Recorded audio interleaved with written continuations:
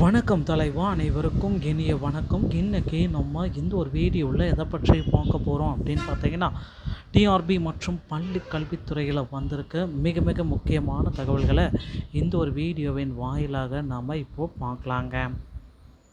So நீங்கள் நம்முடைய சேனலை முதல் முறையாக பார்க்குறீங்க அப்படின்னா மறக்காமல் ஒரு சப்ஸ்கிரைப் அண்ட் பெல்லை கிளிக் பண்ணி வச்சுக்கோங்க. வாங்க வீடியோக்குள்ளே போகலாம். ஸோ பள்ளி கல்வித்துறையில் காலி பணியிடங்களை நிரப்புவதை குறித்து முதலமைச்சர் விரிவான ஒரு ஆலோசனையை நடத்தியிருக்காரு. என்னன்றதை பார்க்கலாம். முதல்வரின் காலை உணவு திட்டத்தின் பெயர் மாற்றப்பட்டுள்ளது. தாவேக அரசு இதை உடனடியாக செஞ்சுட்டாங்க. என்ன அப்படின்றதையும் பார்க்கலாம். ஸோ டெட் ஆசிரியர்களுடைய நியமனத்தில் ஒரு மிகப்பெரிய குழப்பம். ஸோ நடந்து முடிந்த சிறப்பு டெட்டில் போனஸ் மதிப்பெண்கள் வழங்கப்படுமா மாட்டாதான்? டிஆர்பியுடைய புதிய அறிவிப்பு எப்பொழுது நமக்கு வர காத்துக்கிட்டு இருக்கு. ஸோ இதை பற்றின ஒரு முக்கியமான தகவலை நம்ம பார்க்கலாம். ஸோ பள்ளிக்கல்வித்துறை அமைச்சர் ராஜ்மோகன் அவர்கள் முதல்வருடன் ஆலோசனைக்கு பிறகு ஒரு முக்கியமான முடிவு எடுத்திருக்காரு. ஸோ பள்ளிக்கல்வித்துறையில் இந்த டெட்டுக்கு உண்டான பாஸ் மார்க், ஓகேங்களா, 50 மார்க் எடுத்தாலே பாஸ். மற்ற மாநிலங்களை போல் சிறப்பு கம்யூனிட்டி இந்த மாதிரி எல்லாத்துக்குமே 50 மதிப்பெண்கள் எடுத்தாலே பாஸ் என்ற அறிவிப்பை முதல்வரோட ஆலோசனை நடத்தியிருக்கிறதாக தகவல்கள் வந்திருக்கு. ஸோ நிச்சயமாக 50 மார்க் எடுத்தால் பாஸ் என்ற அறிவிப்பை விரைவில் எதிர்பார்க்க முடியுங்க. ஸோ தமிழ்நாடு தொடக்க கல்வி மேலாண்மை குழு மூலம் தற்காலிக ஆசிரியர் நியமனம் மற்றும் செயல்பாடுகளை கண்காணித்து பதிவேற்றம் செய்ய டிஎன்-செட். ஸோ இதற்கு பார்த்திங்கன்னா பெற்றோர் செயலியில் பேரண்ட் ஆப் மின்னணு கண்காணிப்பு மூலம் அமைப்பு உருவாக்குதல் முன்மொழி சரிப்பட்டது.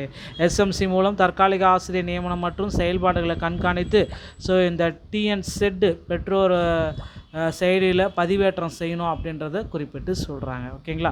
பள்ளி மேலாண்மை குழு மூலம் தற்காலிக ஆசிரியர்களை நியமிக்க அனுமதி வழங்கப்பட்டுள்ளது.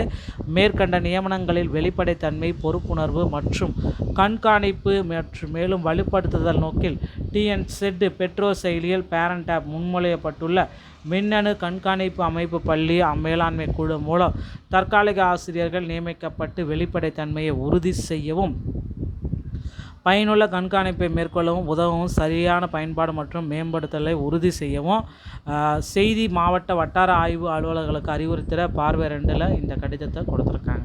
ஸோ அடுத்து முதல்வருடைய உணவு திட்டத்தின் பெயரை தாவேக அரசு மாற்றிட்டாங்க. முதல்வருடைய உணவு திட்டத்தின் பெயர் பெருந்தலைவர் காமராஜர் காலை உணவு திட்டம் என மாற்றப்பட்டுள்ளது.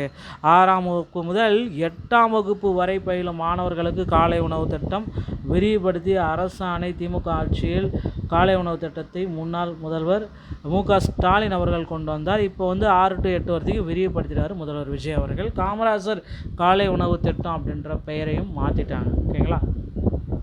அடுத்து தமிழகத்தில் நீங்கள் எல்லாருமே எதிர்பார்த்த மாதிரி மிக மிக முக்கியமான ஒரு அறிவிப்பு வர இருக்குது. 13 ஆண்டுகள் டெட்டாசிரியர்களுடைய 10 முக்கியமான கோரிக்கைகளை நிறைவேற்றணும் அப்படின்ட்டு பள்ளிக்கல்வித்துறை அமைச்சர்கிட்ட மனு கொடுத்துருக்காங்க. ஸோ டெட் தேர்வில் 2013, 17, 19 வரைக்கும் பாஸ் பண்ணவங்களுக்கு உண்டான பணி நியமனத்தை ஃபுல் டீட்டெயிலையும் பார்த்திங்கன்னா அவங்களுக்கு கொடுத்துருக்கிறதா தகவல்கள் வந்திருக்கு. ஸோ ஆசிரியர்களின் நிலையை மனிதநேய அடிப்படையில் பரிசீலித்து பணி நியமனம் வழங்க வேண்டும் என தெரிவித்திருக்காங்க. மேலும் பள்ளிக்கல்வித்துறை அமைச்சர், செயலர், இயக்குனர் உள்ளிட்ட அதிகாரிடம் பலமுறை கோரிக்கை வைத்தும் தீர்வு கிடைக்காததா மாண்புமிகு முதலமைச்சர் அவர்கள் நேரடியாக தலையிட்டு தீர்வு காண வேண்டும் எனவும் தெரிவித்துள்ளனர். பாதிக்கப்பட்ட பட்டதாரி ஆசிரியர்களின் பிரதிநிதிகளை மாண்புமிகு முதலமைச்சர் அவர்கள் நேரில் சந்தித்து எங்களுடைய நியாயமான கோரிக்கைகளை கேட்டறிய வேண்டும் எனவும் தெரிவித்திருக்காங்க. மேலும் வருகின்ற ஆகஸ்ட் மாதம் சட்டமன்ற கூட்டத்தொடரில் 110வது விதியின் கீழ் சிறப்பு அறிவிப்பை வெளியிட்டு பட்டதாரி ஆசிரியர்கள் மற்றும் வட்டார மலமைய ஆசிரியர் பயிற்றுனர் பணியிடங்களை நிரப்ப நடவடிக்கை எடுக்க வேண்டும் அப்படின்றதையும், மேலும் 2024 ஆசிரியர் நியமன தேர்வில் குறைவான காலி பணியிடங்கள் மட்டுமே நிரப்பப்பட்டதால் பாதிக்கப்பட்ட தகுதியான ஆசிரியர்களுக்கு உரிய நீதி வழங்க வேண்டும் என்பதும் தெரிவித்திருக்காங்க. மேலும் 13 ஆண்டுகால பல்வேறு கூலி தொழிலில் ஈடுபட்டு வாழ்வாதாரத்தை நடத்தி வரும் பட்டதாரி ஆசிரியர்கள் சமூக மற்றும் பொருளாதார நிலையை கருத்தில் கொண்டு கருணை அடிப்படையில் பணி நியமனத்தை வழங்க வேண்டும் தெரிவிச்சிருக்காங்க. மேலும் தகுதியான பட்டதாரி ஆசிரியர்கள் மற்றும் வட்டார மலமைய ஆசிரியர் பயிற்றுனர் பணியிடங்களை முழுமையாக நிரப்பி எங்களின் வாழ்வில் ஒளியேற்றும் வகையில் ஆணை வழங்க வேண்டும் எனவும் தெரிவிச்சிருக்காங்க. இது குறித்து உங்களுடைய டவுட்ஸ் எதாக இருந்தால் கமெண்ட் செக்ஷனில் நீங்கள் தாராளமாக கமெண்ட் பண்ணுங்கள். நாமளும் விரைவில் நம்ம எதிர்பார்க்கலாங்க. மேலும் பள்ளி கல்வித்துறையில் இந்த தகவல்கள் அனைத்துமே உங்களுக்கு ரொம்ப ரொம்ப பயனுள்ளதாக இருக்கும் அப்படின்னு நினைக்கிறேன். நண்பர்களே, வீடியோ பிடிச்சிருந்தால் நீங்கள் நம்மளுடைய சேனலோட இணைந்திருங்கள். மீண்டும் ஒரு நல்ல தகவலோடு நான் உங்களை சந்திக்கிறேன். நன்றி, வணக்கம்.